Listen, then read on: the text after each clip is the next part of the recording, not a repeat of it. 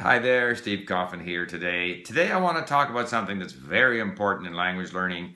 I'm going to show you again on my computer how I find interesting content to learn from and appropriate content to learn from when I'm learning a language. Finding what Stephen Krashen refers to as meaningful content is essential to success, essential to achieving fluency. It's not by learning grammar rules that you're going to learn to speak well.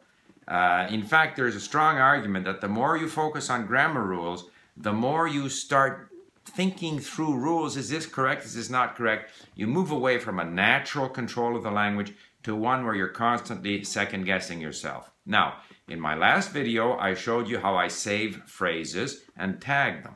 So it's a good thing to be conscious of different structures in the language. Part of that can be and needs to be some knowledge of the grammar. So you every so often need to refer to the grammar, I believe, and I'm perhaps moving away from Krashen.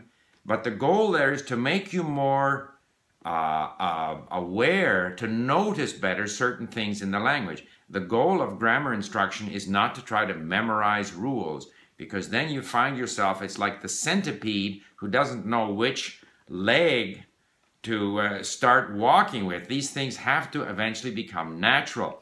And they become natural through lots of exposure, listening and reading to content that is of interest and yet at your level. There is an expression, experience is the great teacher. Content is where you gain your experience with the language. The content is the great teacher when it comes to language learning. You can enhance the effectiveness of this teaching by training yourself to notice things. But that's not the same as memorizing declension tables, conjugation tables, and rules. I don't believe in memorizing and trying to use these rules when you're speaking. Instead, I think, and what I try to do, is expose myself to so much content. And while exposing myself, I try to this content through massive listening and reading to interesting stuff. I try to pay attention to certain things, which might be pronunciation, which might be certain structures, which might be certain bits of vocabulary, and I pick them up here and there. And by noticing these things, I gradually become familiar enough with the language that my comprehension improves, my vocabulary increases, and eventually my ability to speak develops. So I want you, again, to look over my shoulder as I get onto LingQ and I look for content, interesting, meaningful content. So let's go there right now. All right, so here we are. We're at my lesson page. We're going to look at how we find suitable content. I've chosen Italian because although I'm not studying Italian, I have dabbled in it a little bit over the last little while. But it might be easier for people to follow than Ukrainian or Greek, which are the languages that I spend most of my time learning. So the first thing we notice here on the lesson page is that there are 4 boxes up here. These are the 4 courses that I was last using or learning from. So let's talk about the difference between lesson and course. A lesson at LingQ is simply content. Remember that content, the language itself, is the teacher. So content, interesting, meaningful content, is what teaches us the language. So it's very important that we find content that's at our level, a little difficult, and interesting. That's a lesson. Now, lessons are grouped in courses. A course is simply a collection of lessons. It could be an author that has been put in, all of whose articles have been put into a collection. It could be this series of mini stories we have, which are simpler and for people at a lower level in the language. It could be a play. It could be anything. It's simply where people who have uploaded lessons to our LingQ library have grouped them into collections which we call courses. These 4 boxes show me the last 4 places where I was. So, for example, in the LingQ mini story series, the last mini story I looked at was lesson 1. All right. Now we look at what we call the lesson feed. The lesson feed is where we can easily access content to learn from. And it shows what other people have been learning. For example, 3 hours ago, this user studied this, which was a conversation between Sabina and Michele. 4 years ago, this learner studied this discussion between Danilo and Rita about Toscana. Also, you will find in the feed articles from newspapers, which automatically show up here. If you choose to import them, you can learn. You can either use articles from Gazzetta dello Sport or Rai News or whatever, and so on down the line.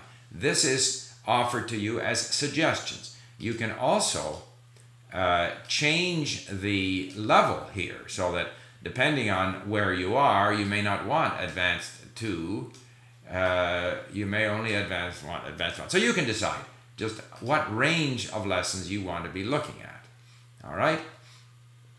The lesson library is a place where you can search for articles. And you can search by different terms. Let's say you could search for, you wanted to hear about, let's say you can even search in English. So economics, let's see what comes up.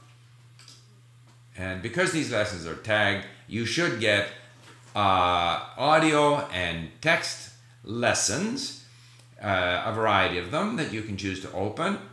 Now this all seems to come from, well, Robin Good is, despite the name, is an Italian podcast. But you can also, if you were like looking for articles about Florence, you can type in Firenze, see what comes up. All right. So this is how you can search the library.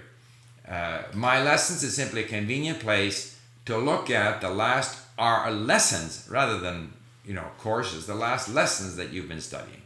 So that's how you deal with the very, very, very large content collection that is to be found in our library at LingQ. Lots of interesting material, always with audio and text. Remember, the content is the teacher. Now, if we are not happy with what we find there, we can also import. There's 2 ways of importing.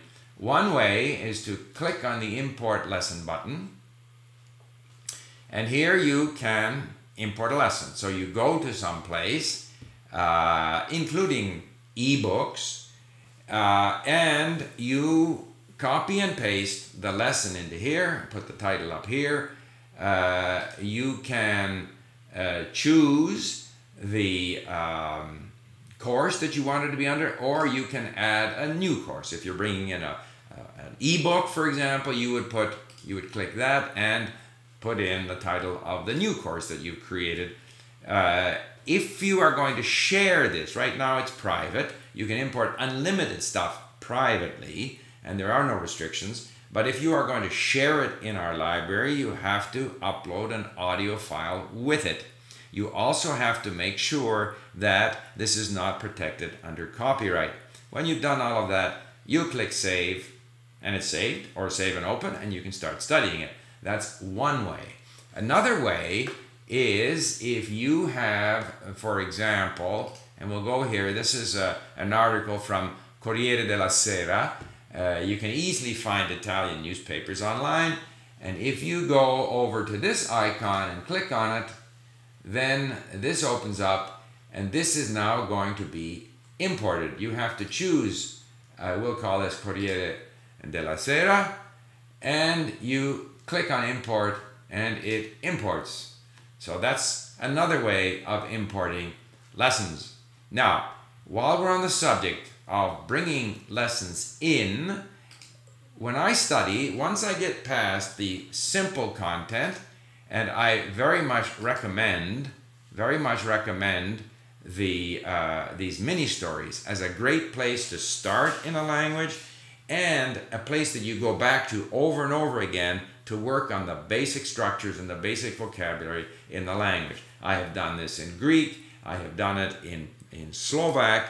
It's very effective. However, at a certain point, you want to deal with call it authentic content. So I mentioned you could import material from newspapers. You can also bring in ebooks.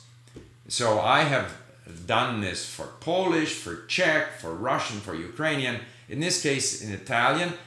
What you do, you go to Google Translate, and if you're unsure about how to say ebook, you just Italian.